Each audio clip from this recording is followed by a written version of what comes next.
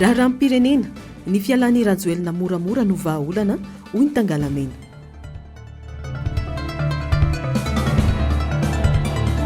Etsika fitakiana mazava ny fitakianay aneo hevitra eo amin'ny kianjan'ny demokrasia Ambojatofo hoy ireo mpitolona. Abibiana serisetra nahoana ny mangina ny fitsarana hoy ny KMF Knoe. Faltafaraka aminao ndray tony kilasy tomovavy atao anatin'izao fotoana ny fampahalalam-baovao izao manatitra ny araba no manasanao ampanajana anaraka ny antsipirim-baovao hatramin'ny farany. Makasika ny raharam-pirenena miamahery vaika hatrany ny firongatry ny herisetra amin'ny faritra maro manerana nosy hoy ny fanambarana nataon'ny FFKM androany izy ireo izay manaraka akaiky ny toetra raharam-pirenena ankehitriny miantso ny mpitandro ny filaminana ny miaramila ny zandary ny polisy hijanona ho arika amin'izay mety ho foaram-pefy izy ireo ka anatsahatra ny fisamborana ny herisetra ny famonoana ny piray-tandrazana ka naja ny zoma olona efa miroso amin'ny fanelanelana amin'ireo ankolafikery samihafa ny FFKM hoy ny fanamariana saingy tsy ho tontosy izany raha tsy misy ny fitoniana avy amin'ny rehetra toy izao makasika izay fanambarana izay.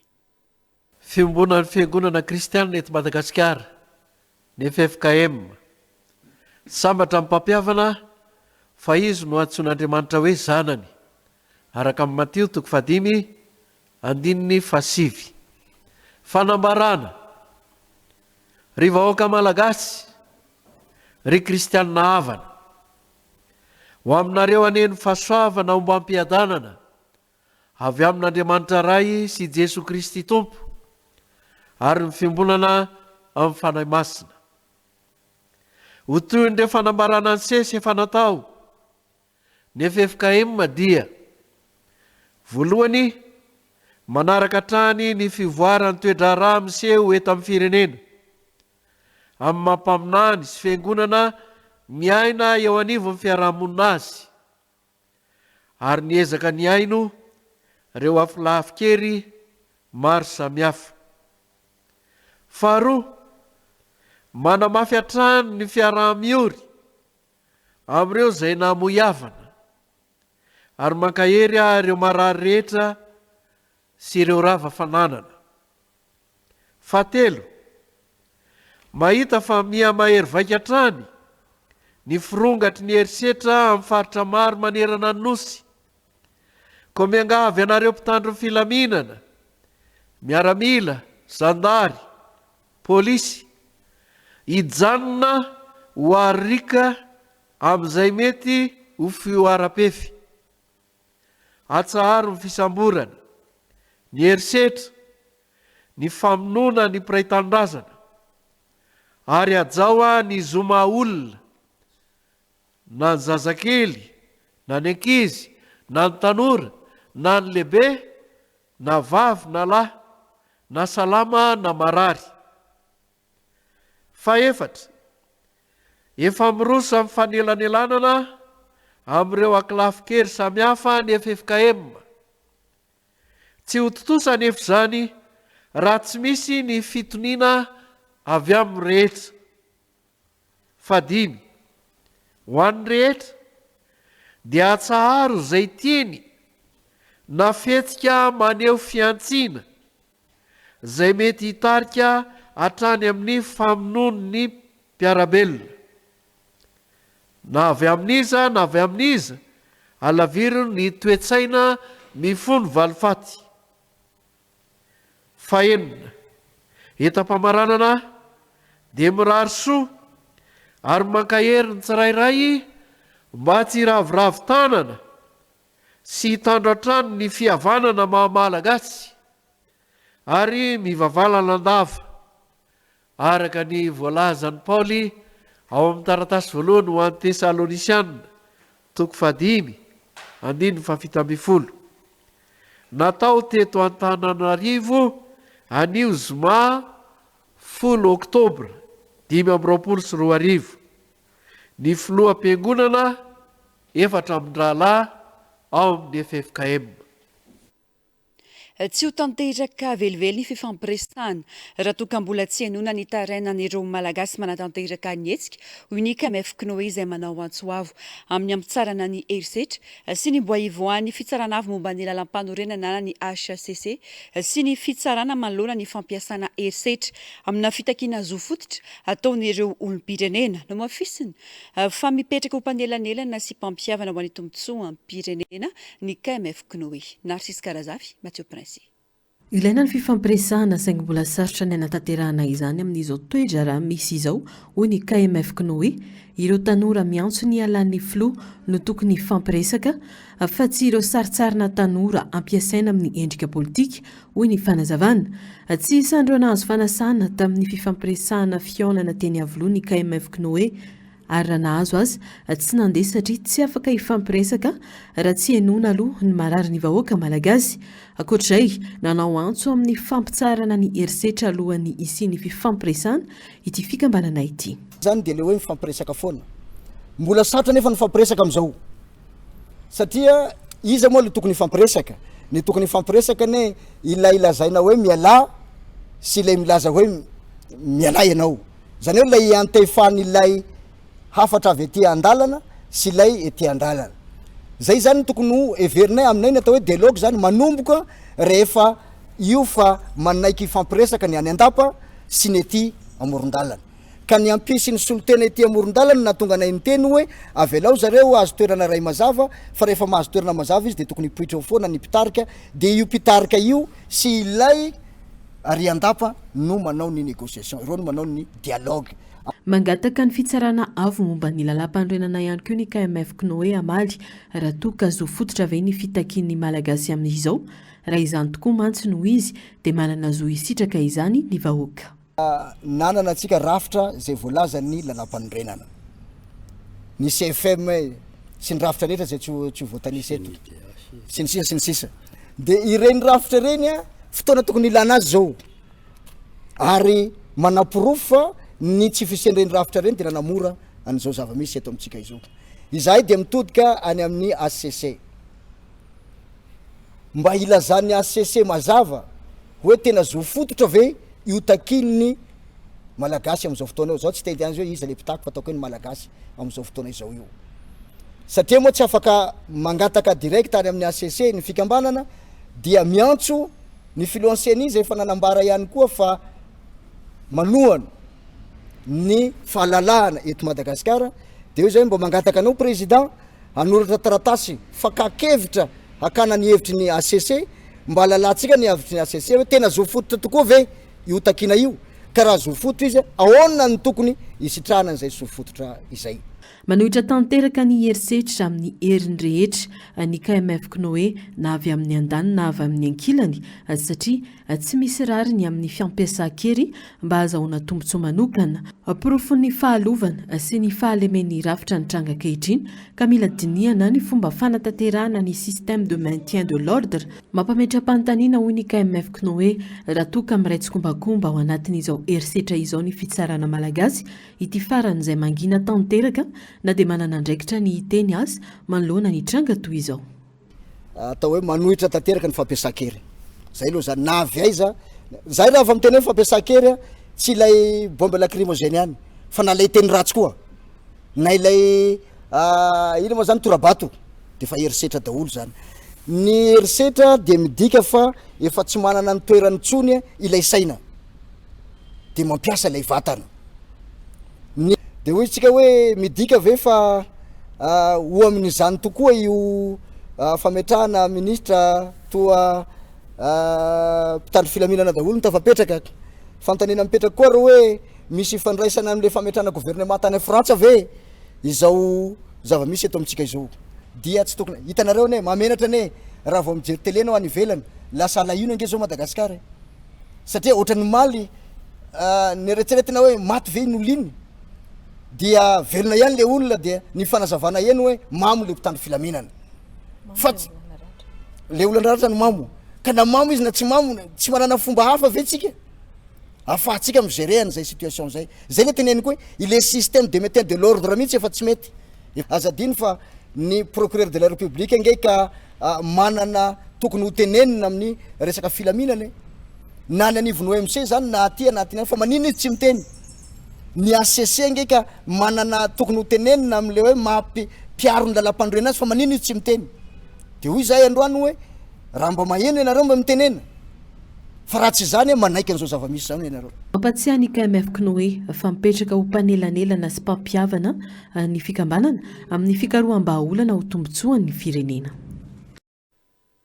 Tsy va fahendrena ny manaratsy ny maty mba anamarinana ny famonoana tsy rariny ary tsy azo ekena ny fanoisosoina ny sotoavina malagasy ho ny filoha-lefitry ny antenimieram-pirenena raha nandefa taratasy misokatra makasika ny filazana diso momba ny fahafatesan'ny Rivaldo tany Antsiranana. Mitaky fialantsiny sy fifonana avy amin'ny Andry Rajoelina ho an'ny fianakavian'ny Rivaldo ary mitaky ny anatanterana ny fomba malagasy ho fanonerana ny altsony sy amerenana ny asin'ny razana ary ny aja sy ny voninahitry ny fianakaviana zany ho isiteny Randriana Soloniaiko. Mitaky ny amoahana ny marina momba ny nafaty ireo tanora ireo ny fianakaviana raha misy olona milaza fa tia tanindrazana ary mitaky ihany koa ny fampiarana ny lalàna velona. Fanampanazavana. Ankoatran'ny Rivaldo, tanora roa no maty ao Antsiranana nandritra ny hetsika nataon'izy ireo dia Idawa sy Idael. Hetsika izay ambaran'ireo fianakaviana fa tsy misy ifandraisany amin'ny fandrombana araka izay nolazainy Andry Rajoelina tao amin'ny fahitalavitra vahiny. Raha ny fantatra, nanavitra ny namany no nahavoatifitra ny Idael. Mitaky ny amoahana ny marina momba ny nafaty ireo tanora ireo ny fianakaviana raha misy olona milaza fa tia tanindrazana ary mitaky ihany koa ny fampiarana ny lalàna velona. Regnintsika Rivaldo izay namoy aina teo i Dewa ary tamin'ny toerana hafa koa misy any Dael izay anisany voatifitra teo amin'ny vitiny voatifitra teo amin'ny tratrana noho ny fagnavaotana olo hafa voatifitra koa no nahalavo izy. Misy araiky mitondra taketra amin'ny vitinazy naforony agny nahita olo nilanja i Rivaldo de mbola voatifitra koa tafarany zavatra zay. Sarotro amin'ny eritreritry ny mandiniky raha jiaby reny, sarotro amin'ny sainy ny mandiniky raha jiaby reny. Vahoaka tanampolo ao ny mitaky zay zavatra marary dia regny misitriny ary mitiana tsindriana eto koa mbala misy olo mary mivolagna fa tia tanindrazana aboahany mariny ary ampiariny ny lalàna na manginy tsy manana ereky fianakaviana reto fa samy tsara tantaratsy. Teny tsy ampiaverana ka miteraka fikorotanana sy alahelo ny Pony Diego ny fanambarana diso momba ny fahafatesan'ny Rivaldo izay nambara fa nandroba mpivarotra firavaka hoy ny lefitra voalohany filohan'ny antenimieram-pirenena. Filezana izay mifanohitra ary tsy mitombona velively. Tsy maintsy atao ny fanadihadiana momba ity raha ity hoy ny fanamafisany. Tiako ahitsy zay vaovao zay miangavatsika jiaby tsy amandalitra karaziny lasa mampikontana anie zany oka ny maro mitenenitsika zazany be azoko Rivaldo mba toe-piadanana zany za amizay koa mba tiana ny fiangaviana avelao izy matovy am-piadanany avelao izy matovy am-piadanany za ty mitsy miteny tsy anambilako fa tsy maintsy sokafana ny fagnadedena makasika ny tompoko lahy iny teo anatry ny mpianatra jiaby tadego teo anatry ny fianakaviana zany teny zany lasa igny vo vititsika magnantso magnavaratra magnandrefa maniniana magneky zany misy fagnadedena momba aziny fa mbola tsy zao satria mbola loaliky ny ranombary mafana ny toe-drava de naka ihany koa fitoniana ilaigna io amin'ny firenena zay any zany ny tiako ampitana amitsika jiaby any fa président tsy marigny le mivolagna fa tagnatin'ny fandrombagna magazaizy igny ary mamparary ny fon'olona ty amin'ny sambava ty zegny. Nandefa taratasy misokatra ny filoha-lefitry ny antenimieram-pirenena Randriana Soloniaiko sy teny makasika ny filazana diso nataon'ny filohampirenena momba ny fahafatesany Rivaldo mpianatra tao amin'ny oniversitena Antsiranana izay nolazaina fa nandroba mpivarotra firavaka kanefa notifiry ny mpitandro filaminana. Lainga teny tsy ampiaverana fa nalambaraka ny maty ary famingavinganan'ny razana sy famojaliana ny fanahin'ny maty no nataony Andry Rajoelina hoy izy. Tsy fahendrena ny manaratsy ny maty mba hanamarinana ny famonoana ho izy tao anatin'ity taratasy ity.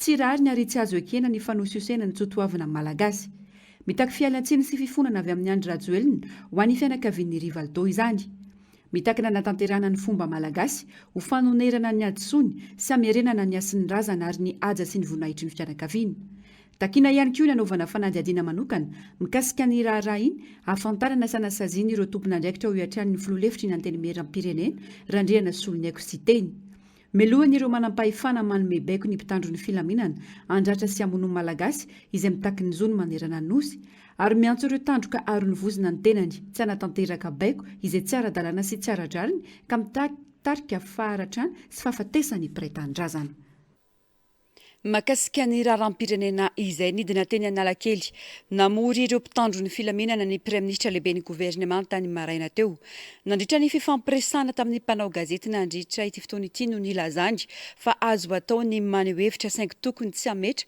ny toerana nanaovan'izany ny mpanao fitakina nanamafy ihany koa ny tenany fa tsy ny fanjakana no isetrasetra amin'ny vahoaka ka andraisana fepetra ireo mpitandro ny filaminana izay ny OPF Germaine Omenjanary Taizinena iray volana latsaka izao no nisy ny etsika fitakina ataon'ireo tanora sy ny vahoaka malagasy anjato ny ireo naratra hoy ny firenena mikambana vokatry ny setrasetra natao ny mpitandro ny filaminana ary ampolony maro ireo namoiny ainy vokatry ny tifitra tamin'ny bala tena izy raha ny omaly fotsiny ny arandrehetra nahita ny sary famonoana ankitsirano feno abibina fa nitsakitsahana tanteraka ny maha-olombelona ny zavamisy nilaza nefa ny prime ministre androany fa tsy ny fanjakana mihitsy no anaiky ireny erisetra atao amin'ny malagasy ireny fa dia verikany fa dia ny fioarapefy dia tsy ny fanjakana mihitsy tsy mikautionné an'izay resaka fioarapefy zay mihitsy ny fanjakana io mazava ho azy ny fepetra tsy maintsy horaisina misy fepetra aloha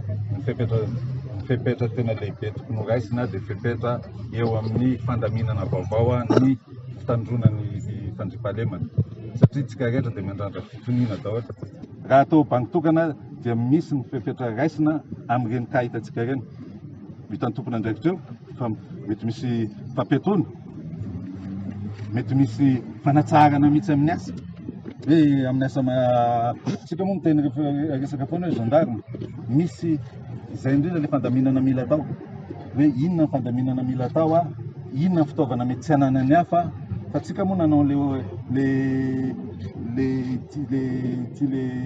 OMC tia le mixta ny 84 ka tsy diso ny zavatra raisina zany dia tokony voadidiny terrain zany hoe inona ny zavatra tokony atao rehefa misy ohatran'izao fa tsy voatery manaraka an'iny lay texte iny foana fa arakaka zavamisy ny tokony andraisana zay ka zay le mahatonga le fandaminana tokony atao fa tsy hoe gendarme sy ny sisa mampametra-pantaniana ny mpanara-baovao ny fanazavana hoe misy ve izany ny tsy fandraisana baiko ataon'ireo tafika ka mahatonga ireny setrasetra ny tranga omaly ireny mbola nanamafy mantsy ity prime ministre fa ny tena zava-dehibe aminy ny fianona atraiza nefa izany fianona izany raha ny zava-misy sy mitranga eny an-kianja tsika nefa manao fitakinantsika tsy ho azo raha tsy mamokatra tsika raha tsy miary tsika tsy ho tanteraka fitakintsika ary tsy ho tanteraka eno eo ary mety mbola hafantaniana ny fianona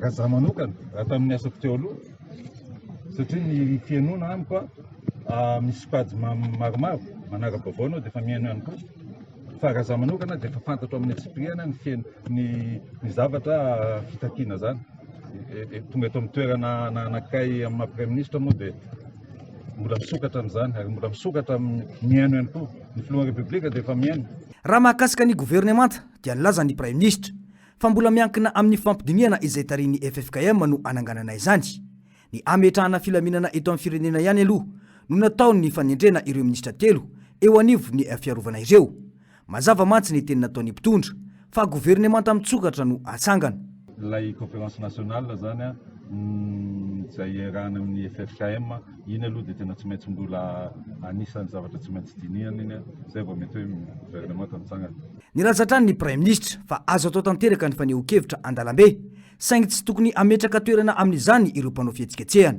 afaka miteny afaka aminao fihetsiketsehana fa hifanarana hoe ahoana ny atao fa tsy mety amiko lay hoe tsy maintsy atsina tsy maintsy aroa zay tsy mety amiko misy ny antony ankoatra ireo dia nanamarina ny praim ministra fa tena nisy tokoa ny fizarana vola 10,000 tsirairay avy ho an'ireo mpitandro ny filaminana. Valy teny fohy no nentina nazava izany Sidiany hoe izay miasa dia tokony andray valikazasarana. Tsy misy afa-tsy ny fanokafana ny kianjany demokrasia Ambohijatovo ho an'ny vahoaka ihany no vahaolana ianona ny feom-bahoaka hoy ny antoko humaniste écologiste Rananeo Heviny manoloana ny teny nataon'ny praiminisitra ny maraina teo. Germaine Mejanary Taizina Trano. Raha tena mihainy vahoaka ny praim ministra dia ny fanokafana ny kianjana Ambohijatovo ho an'ny vahoaka malagasy no tokony ataony hoy ny teo anivo ny antoko humaniste écologiste. Raisin'ity antoko ho fampandrina adrisa ny teny ny lehibe ny gouvernemanta ny maraina teo. Kianjany demokrasia Ambohijatovo ary ny mpitondra amin'izao fotoana no nanokana izany tamin'ny fomba ofisialy ka izany no antony takin'ny vahoaka io toeran'io fa tsy toeran-kafa. Raha tena mikatsaka filaminana ny fanjakana ka te ampitsahatra ny fanakanan-dalana mitranga eto Antananarivo mandritra ireny fihetsiketsehana ireny dia ny fanokafana io kianja takin'ny vahoaka io ihany no vahaolana ho hiatrany ny fanazavana. Aminay aloha zany dia ataoko hoe mbola alaolana ihany satria inona moa ny ataoko hoe tahotra tsy hanokafana ny kianjan'ny demokrasia. Misy miteny nandaniana vola benga io zaridaina io tsy hany anay ny olana fa ny soa azo ny firenena amin'io mbola mihoatra lavitra no mividin'ilay zaridaina raha hoe 2 milliards ariary sy mihoatra zany fa ny fahalalahana tsy voavidy volo ary ny fahalalahana amin'ny teny sy ny fisitrahana ny zofotra dia mampanjoso firenena fa zay no mahataraiky ny firenentsika ankehitriny tsy mena fahalalahana ny olona mpanao politika ny zay rehetra amin'ny teny any ka miboriko any amin'ny tsy fahalehany ny firenena fa zay no tanjona amin'ity ary tsy mipody koa io fa efa zay point de non retour ny firenentsika zao tsy maintsy tonga any amin'ny tanjona irina ny vahoaka malagasy ny tanora malagasy.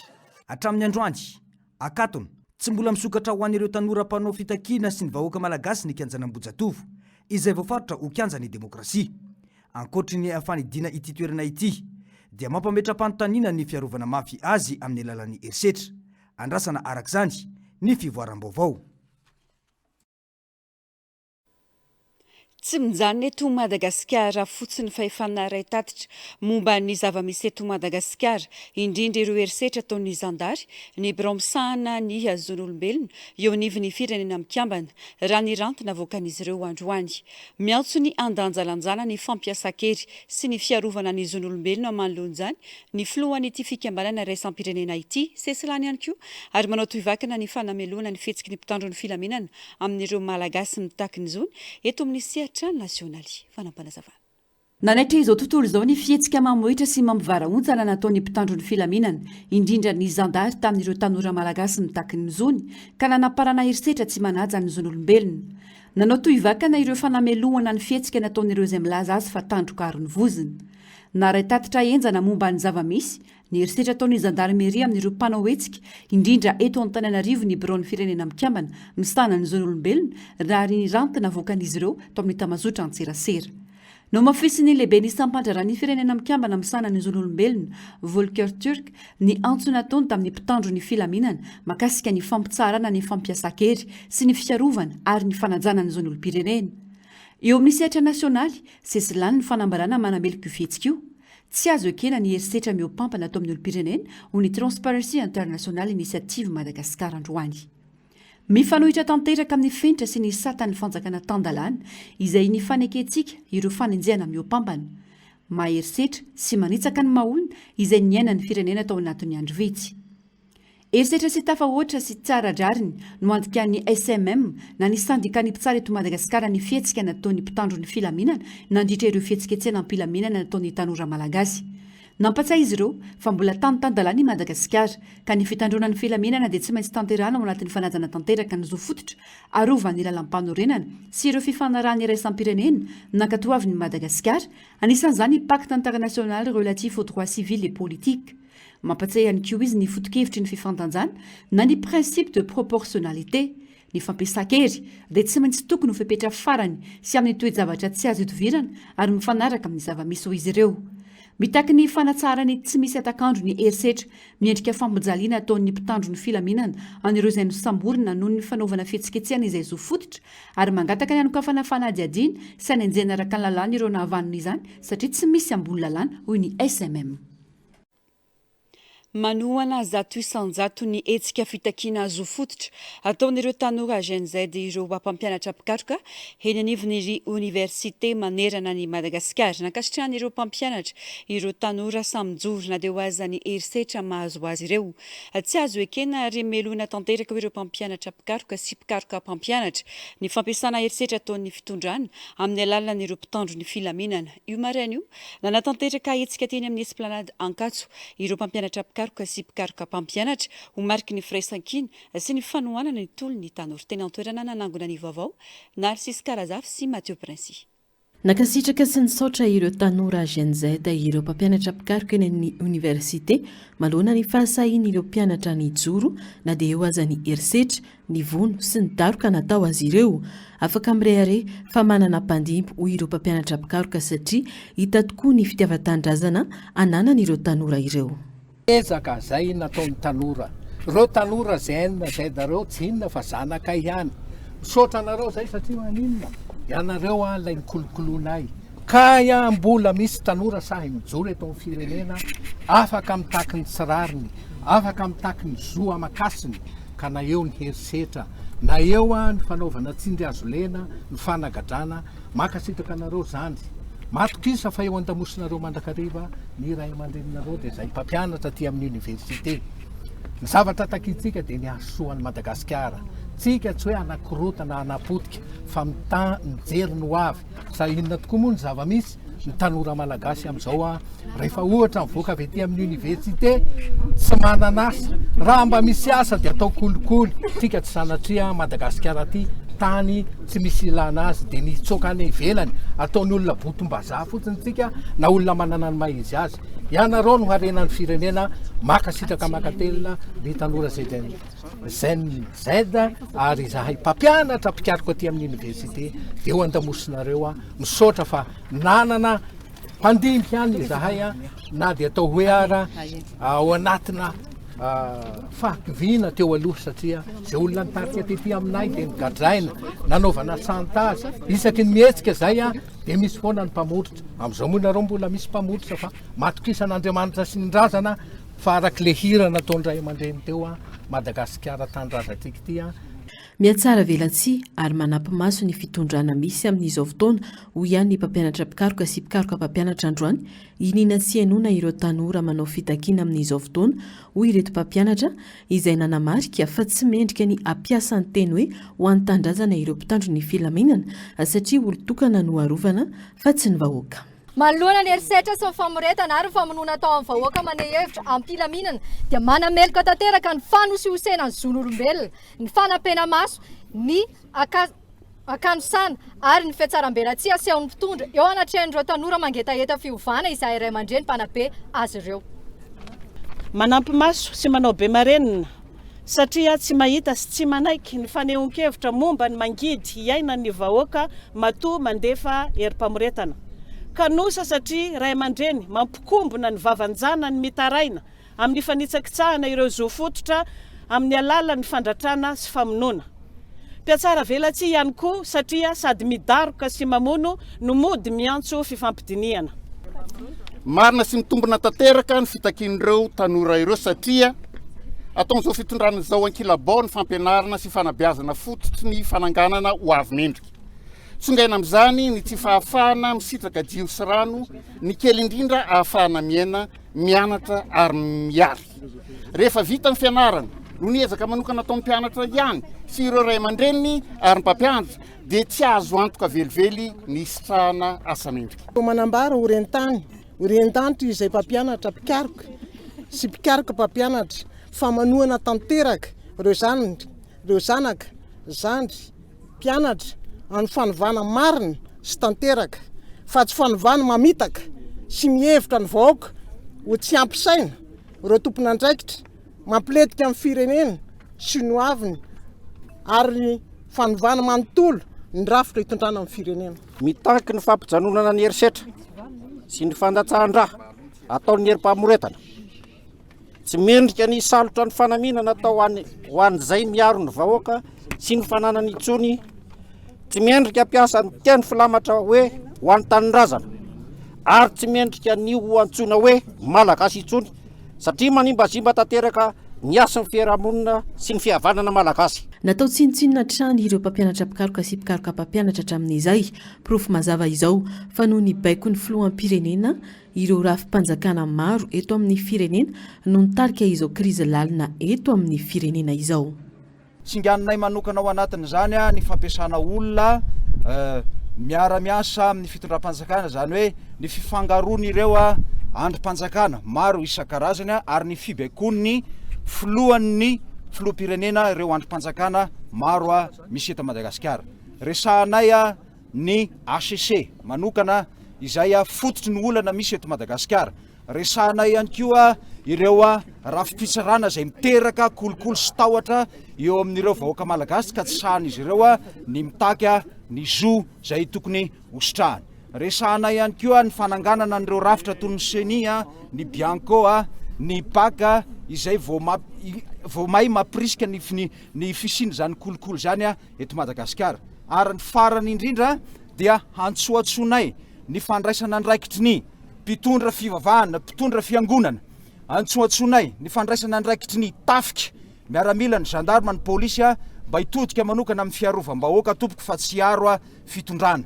Resahanay ihany koa ireo mpahay lalàna izay kitro ifaharan'ny fandehanany zavatra rehetra, miantso anareo zay mitody amin'ny vahoaka satria ianareo no heverinay fa karazana vahaolana sisa hoentina miady amin'izao tsy rariny ampiarina amin'ny vahoaka malagasy zao.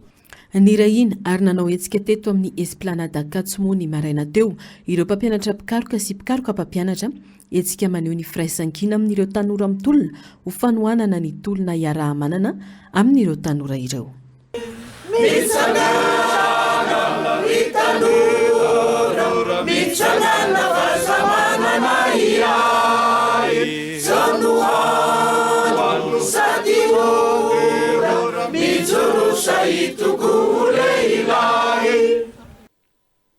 Ny toetrany hetsika fitakina ny kianja Ambozatovo nataon'ireo mpianatra sy ny tanora malagasy ary ny olom-pirenena androany. Tsikaritra teny an-kianja fa tsy dia naherisehitra ireo mpitandro ny filaminana niatrika ireo tanora mitaky ny zonina dia teo aza ny fanapohana bomba mandady sadranomaso. Tsy azo hatramin'ny farany kosa nefa ny kianja Ambozatovo na teo aza ny fifampiresahana nataony andaniny sy ny ankilany. Germaine Mejanary, Tairena mitatitra ny antsy Primbovao. Ny ovafamindra kely ireo mpitandro filaminana androany rehefa tratry ny fanakianana mavaivay taoriny abibina maro nataon'izy ireo na nitsakitsahana ny zoma olombelona. Teto tanimbary nandrina no nifampitona ireo tanora mpanao ny hetsika fitakina ny tolakandro teo.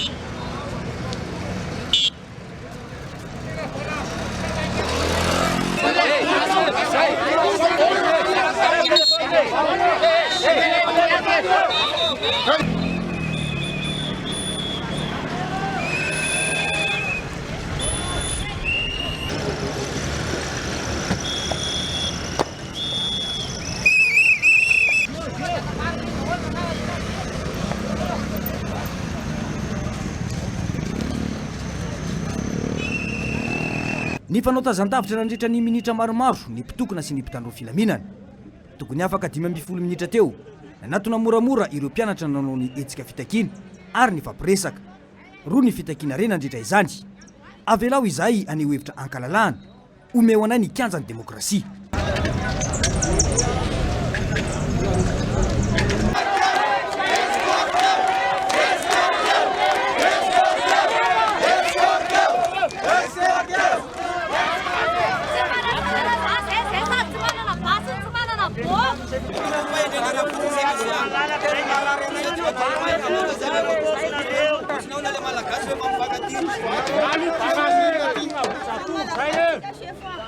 tsy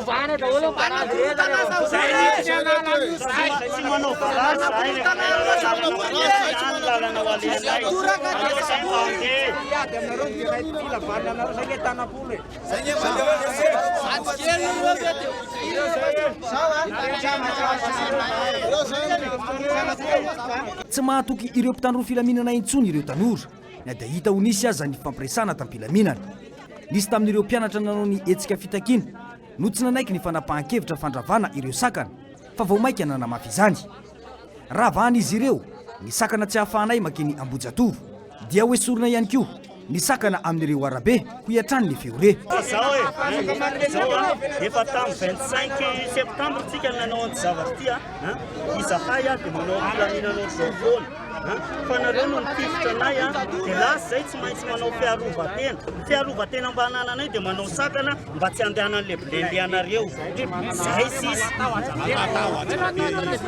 raha tsy manao aninareo fa mameanay malalaka tsisy ahina moa ny anakananay zay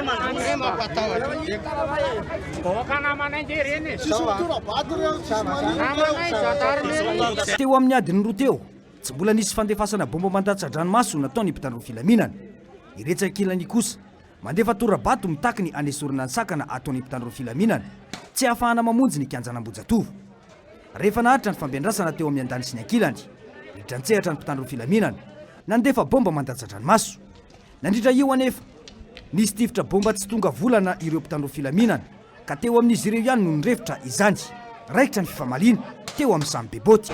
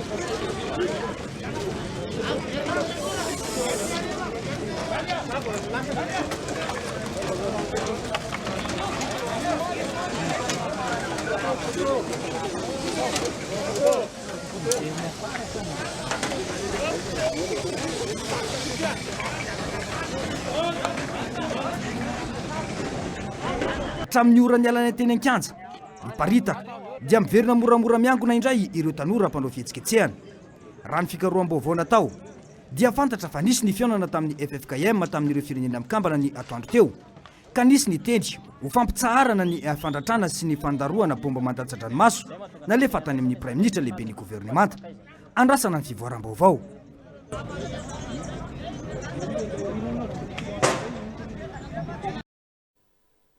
tsy misy afa-tsy ny firaisan-kina ny rehetra no hafana manatratra ny tanjony ho amin'ny tsara kokoa ny mpiasa ny fananantany raha nanao fanambarana androany miantso ireo namany tsy taza-potsiny manoloana ny zava-misy eto amin'ny firenena ankehitriny izy ireo manamafy sy manohana ny tolona ataony vahoaka malagasy hitakina ny ara-dalàna ny fianovana rafitra ary ny famarina eto amin'ny firenena ho amin'ny hoavy ny taranaka faramandimy ihany koa ny sandika ny Mesupresse fanadihadiana.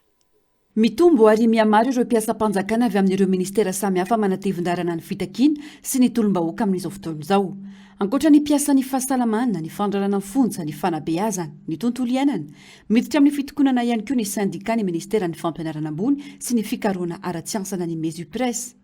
Manamafy sy manohana ny tolona ataony vahoaka malagasy izy ireo hitakina ny ara-dalàna, ny fanovana rafitra ary ny famarinana eto amin'ny firenena ho amin'ny hoavy ny taranaka faramandimby.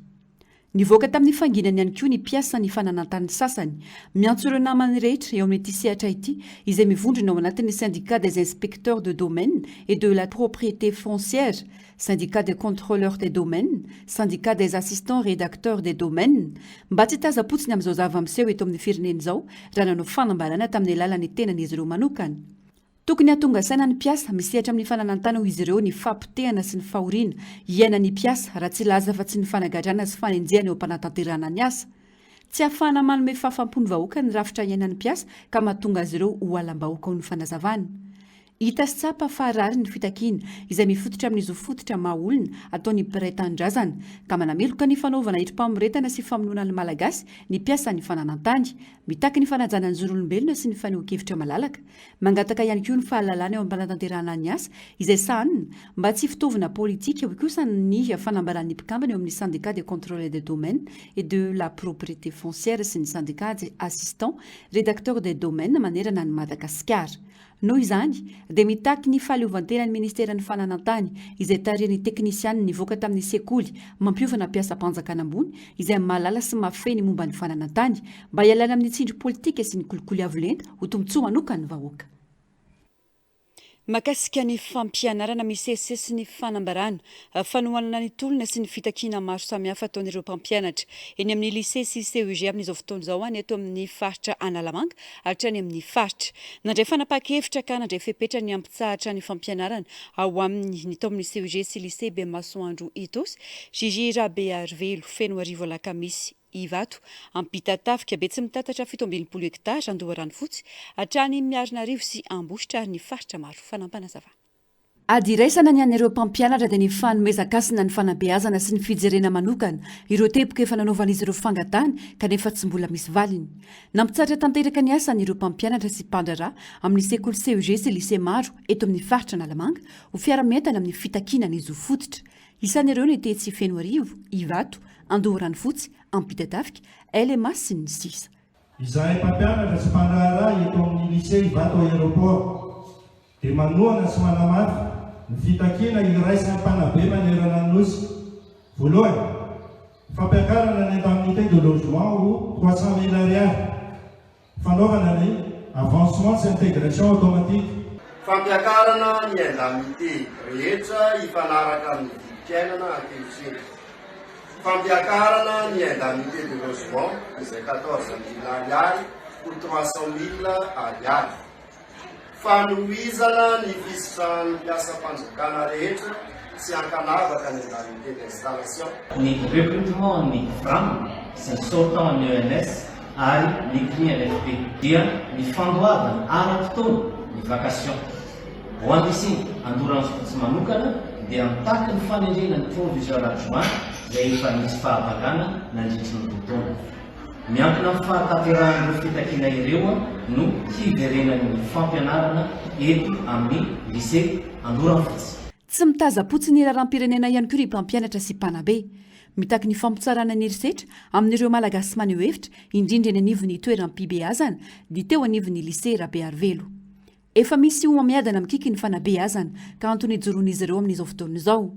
Toerin'izy ireo ihany koa ny fitsabahana amin'ny andraikitry ny mpampianatra izay tsy manome asina azy ireo. Mampatsiahany rehetra fa tsy azo atao ny erisetra amin'ny mpanabe eo am-panatanterahana ny asany na aiza na aiza, fanakorontanana ary ny fidirana amin'ny toera ianarana.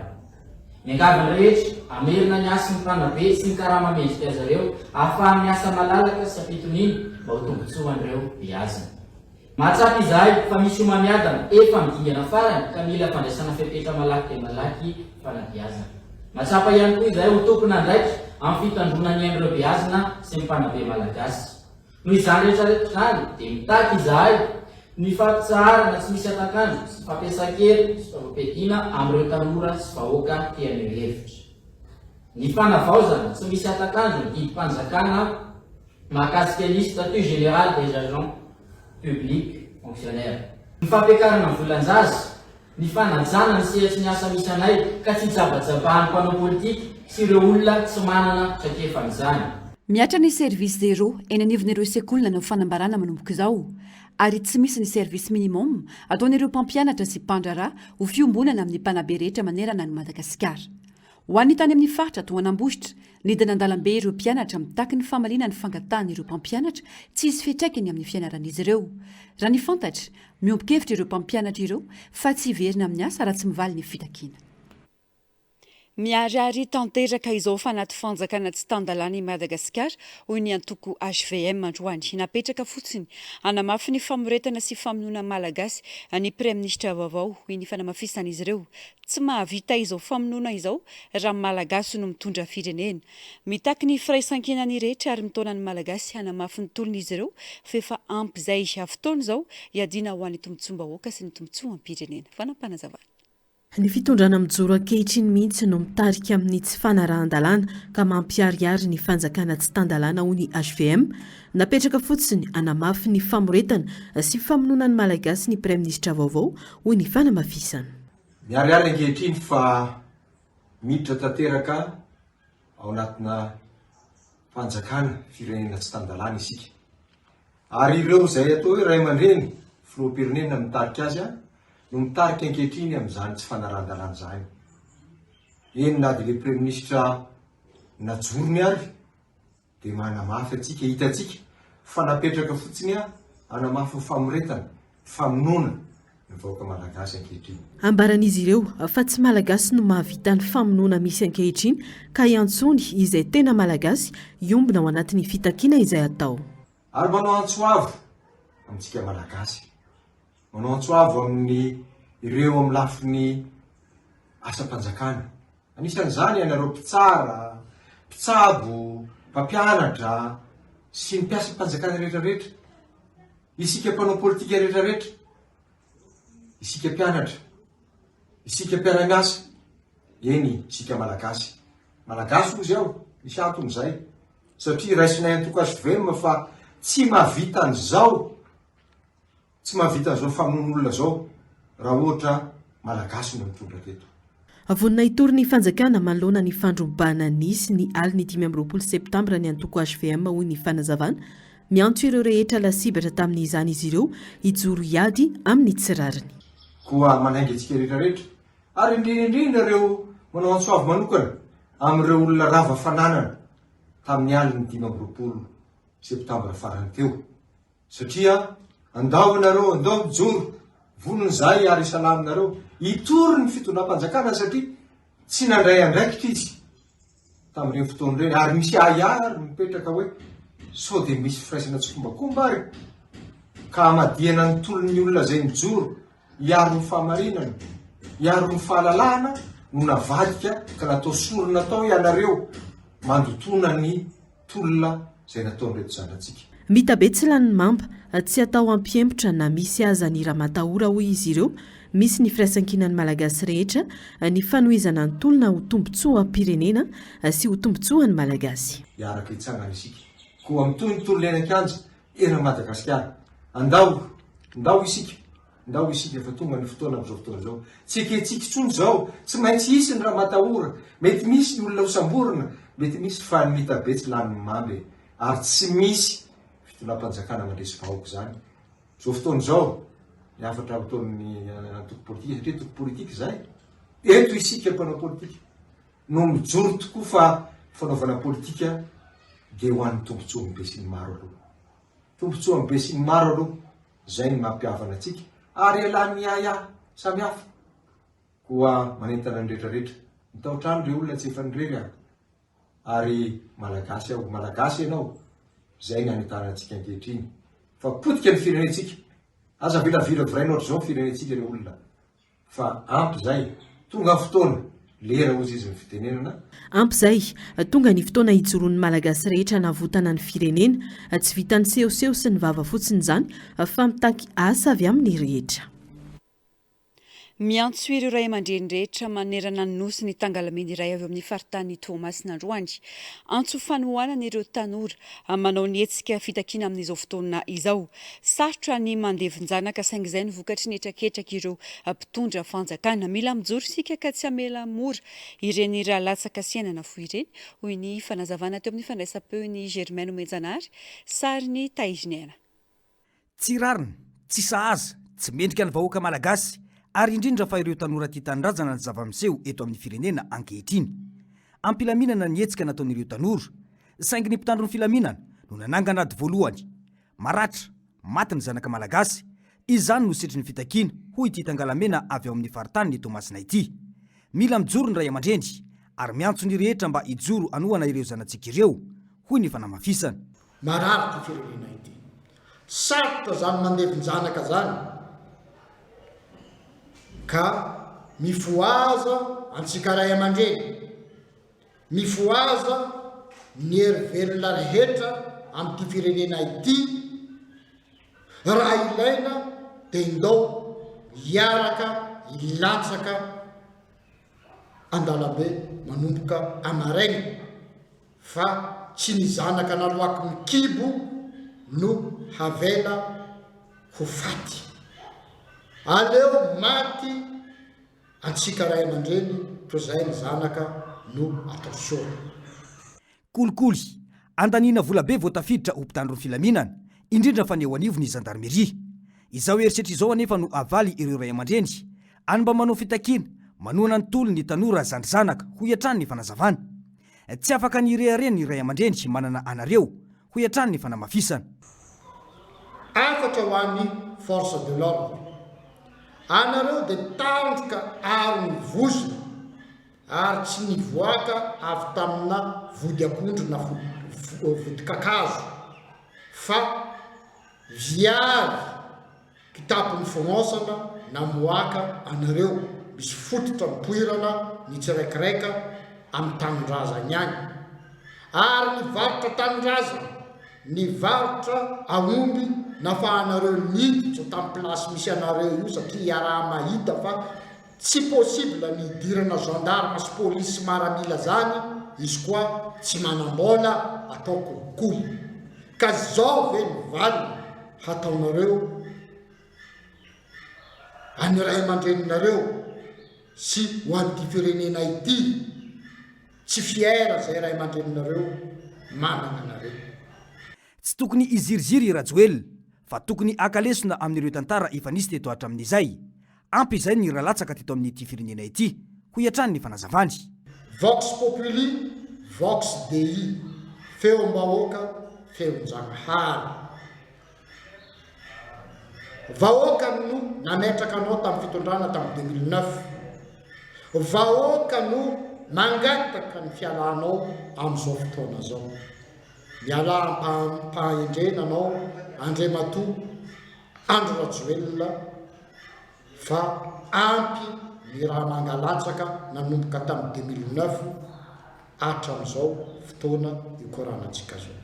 Raha ny fanamafisana dia ao anatin'ny famondronan-kery ireo ray aman-dreny ara-drazana avy ao amin'ny faritany Tomasina amin'izao fotoana izao ijoroana ny fitakiam-bahoaka ary tsy atao veromaina ny ainana foiny ireo zanaka malagasy amin'ity tolona ity hoy ny fanamafisana. Mijany eo amin'izay vaovao izay miantso ny tokony ampitsarana ny herisetra atao amin'ireo tanora mpitolona ho an'ny tandrazana ny fikambanana vato namelakafatra manakasy tsara izay manidry fa vohitsakitsaka ny sotoavana mahamalagasy mandritra ny hetsika hakanovana antsony amelan'ireo tanora ireo aneo hevitra malalaka ho ny fanambarana nataon'izy ireo androany. Mitaky ny famotsorana ireo tanora voasambotra ihany koa izy ireo. Hipetraka ho mpananatra sy mampifandray amin'ny sehatra sosialy sy politika eto amin'ny firenena ity fikambanana ity ao anatin'izao toetra raha izao Narcisse Karazavy, Mathieu Princy. Mangataka ny ampitsarana ny herisetra feno bibiana sy ny fanosihosehana ny soatoavana mahamalagasy ao anatin'izao hetsy-bahoaka izao ny fikambanana vato namelakafatra manakasy tsara matsapa-tena fa manana didy sy andraikitra manoloana ny zava-misy eto amin'ny firenena izy ireo mitaky ny amoahana ireo tanora voasambotra nandritra ny hetsika ihany koa ity vondrona ity ary indrindra mba ampitsahatra ny herisetra tao amin'ny vahoaka.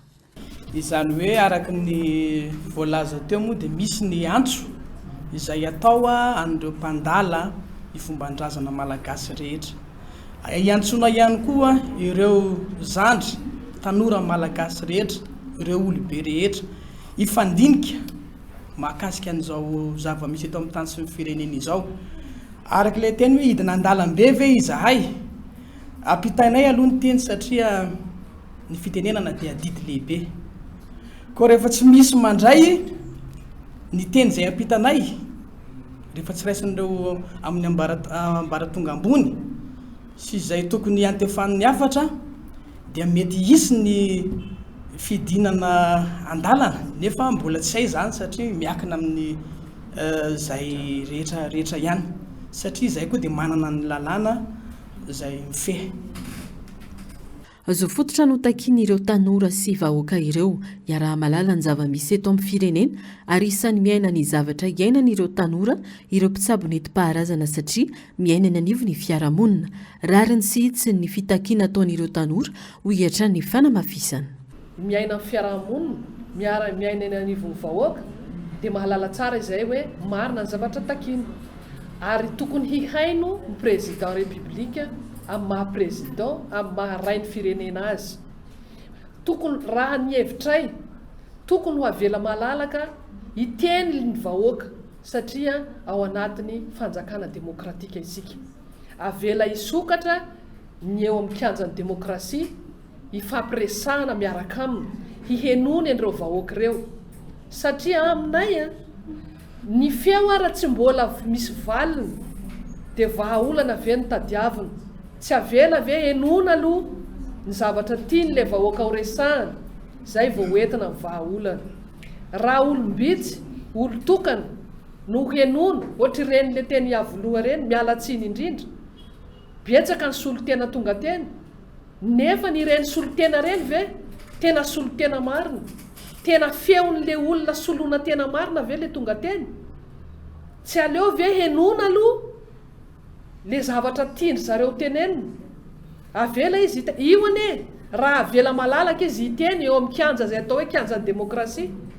Za mino fa tsy hisy ny korotana, tsy hisy ny herisetra. Hipetraka amin'ny toerany mpananatra sy mpampifandray ny vondrona vatona melakafatra raha ny fanazavan'izy ireo hatrany. Matsiaro voafitaky ny mpitondra fanjakana voky fampanantenana sy asa tsy tanteraka ny distrika Antsohi raha ny fanambarana nataon'ny komity manohana ny tolona ao Antsohi androany. Ifampizay ny lainga atao azy ireo ka iraisan'ny feo amin'ny malagasy rehetra mitaky izo sy ny fialan'ny Andry Rajoelina eo amin'ny fitondrana ny firenena. Miantso sy manentana ny vahoaka hiaradia amin'ny tolona ho fiarovana ny izo ny fahamarinana ary ny tombontsom-bahoaka izy ireo raha ampitso sabotsy ao amin'ny kianja ny 7 Martsa Antsohi. Hoarantsika vetrany makasika izay fanambarana izay. Ireto avy ny fampanantenana izay nataony Andry Rajoelina ho an'ny distrikany Antsohi. Tsy mahafapo anay ny fisitrahana ny jiro sy rano avy amin'ny Jirama. Fanamboarana ny kianja manara-penitra izay nolazaina fa ho vitaina ao anatin'ny fotoana fo nefa hatramin'izao tsy vita.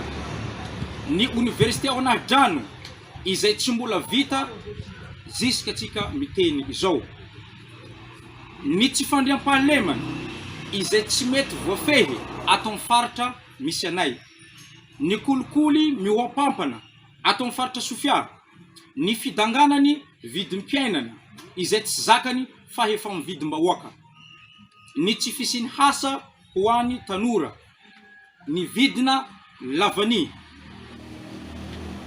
Izany no ahafahanay milaza izahay dia nataon'ity fitondrana ity cimetière des projets ka mahatsaro ho voafitaka izahay ary mangataka ny fialany Andriamatoa Andry Nirina Rajoelina. Izahay dia miantso ny vahoaka tsy mandehadarona hervelona rehetra izay misy eto amin'ny distrikiny Antsohi hitaky ary hiaraka aminay ihidina andalambe satria zo fototra ny manehohevitra. Ataontsika amin'ny asabotsy amin'ny 3 ora tolakandro amin'ny 12 oktobra taona 2024 amin'ny kianjany 29 mars. Marina eto fa ampilaminana ny anaovanay an'izany hetsika izany ka mangataka ho anareo mpitandro filaminana mba hiankadre ny tolona izay hataon'ny vahoaka ny Antsohi ampilaminana izay.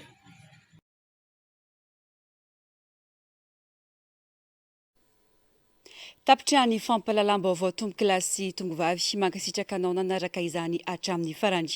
Warainao arina n'izao fampalalam-baovao izao ny fandarana TAF izay karakarain'ny Transparency International Initiative Madagascar mitondra ny loha hevitra hoe fatolona mandeha makaiza izay anasananao anaraka izany ao arina izay kosa izy ny fandarana manokana iarana amin'ny filohan'ny Solidarité Syndicale de Madagascar na ny SSM amin'ny filohan'ny Erzo Andria Navalny tena ko mametraka ny veloma mandrapitafa ao amin'ny rampitsy indray tombo-kilasy tombo-vavy.